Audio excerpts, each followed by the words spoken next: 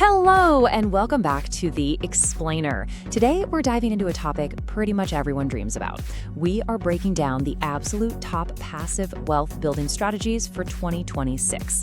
If you want to uncover how to actually build wealth while you sleep, using the absolute smartest strategies out there right now, well, we're going to figure it all out together. I want you to just imagine this scenario for a second.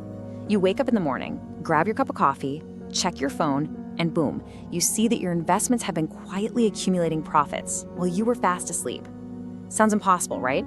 Sounds like a total fantasy? Well, it really isn't. But there is a massive catch that we need to address right out of the gate. And here's that catch. Passive income requires active effort. I really want to ground that overnight fantasy in a sobering but honestly empowering reality. Building long-term wealth absolutely requires front-loaded work. Sadly, money doesn't just magically sprout from our mattresses. The people who successfully build wealth focus on investments that generate income over time, but they put in the active effort first so that the whole system can run independently later. Okay, let's dive into this. Here is our roadmap for today. 1. The passive income myth. 2. Traditional market assets. 3. Real estate and REITs. 4. Digital assets and businesses. 5. The ultimate asset, which is you. And 6. Building your wealth engine. Section 1. The passive income myth. Debunking doing nothing. You know, the whole fantasy of doing absolutely nothing and just getting paid, yeah, it's exactly that, a fantasy. This is not some get-rich-quick scheme. The actual reality is about making smart, calculated decisions today that are going to seriously benefit you in the future. It's a complete mindset shift, really. It requires shifting your focus from solely going to a job and earning a paycheck to actively pouring your time and money into building independent assets. Section 2. Traditional market assets, the foundations of paper wealth. Let's break down the life cycle of a dividend stock. So you have company profits, right? And some of these companies actually choose to share a slice of those profits directly with you, the shareholder, through dividends. For long-term investors, these payments become a really reliable source of passive income. But a lot of investors take it a step further. They choose to reinvest those dividends to buy even more shares. That creates this incredible compounding effect, helping your investments grow exponentially over time. Just keep in mind, dividend payouts can fluctuate, so they're never 100% guaranteed.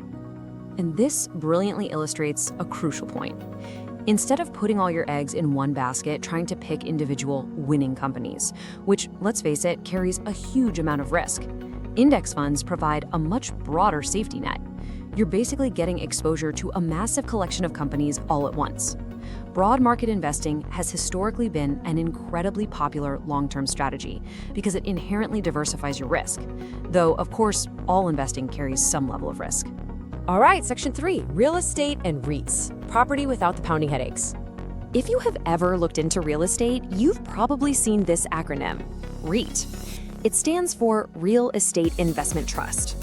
Essentially, this is a fund that allows you to gain exposure to real estate portfolios and you receive distributed income from them without actually having to go out and directly buy a physical property yourself. It is a fantastic option for folks interested in real estate who want an income stream but want zero part of the actual ownership hassle. Because look, when we compare REITs to owning physical rentals, the potential of physical property is undeniably amazing. You get direct income from tenants and the possibility of long-term property appreciation. But the realities? Oh boy, it requires active maintenance, heavy management, and pretty big financial risks. While physical real estate is a total powerhouse for wealth, the active effort required is huge. Investing in a REIT means you don't get a phone call at 3 a.m. because a tenant's toilet is overflowing. Moving right along to Section 4, digital assets and businesses, the scalable internet economy. When we talk about digital assets, we are really talking about modern online businesses, a YouTube channel, a blog, an online store, or maybe a software business.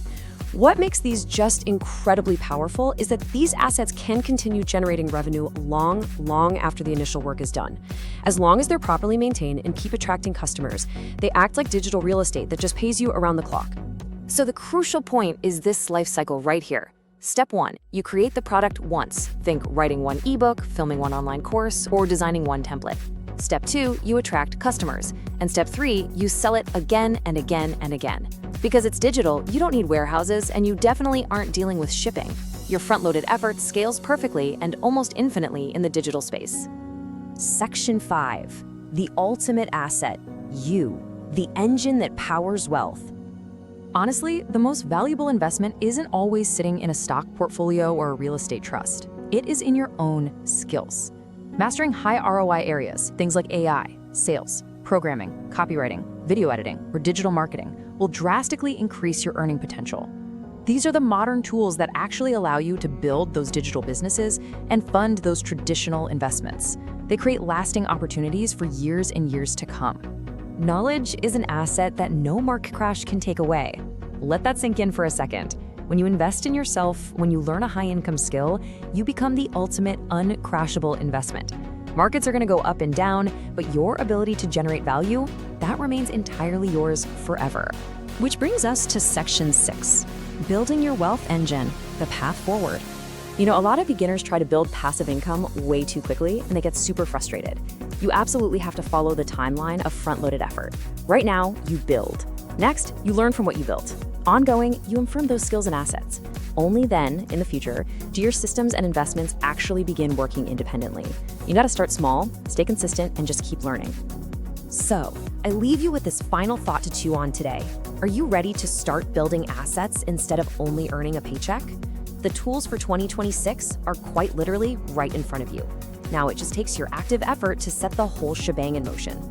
Thank you so much for hanging out with me for this explainer. I really hope it sparked some curiosity and clarity for your own financial journey. Keep learning, keep building, and I will see you next time.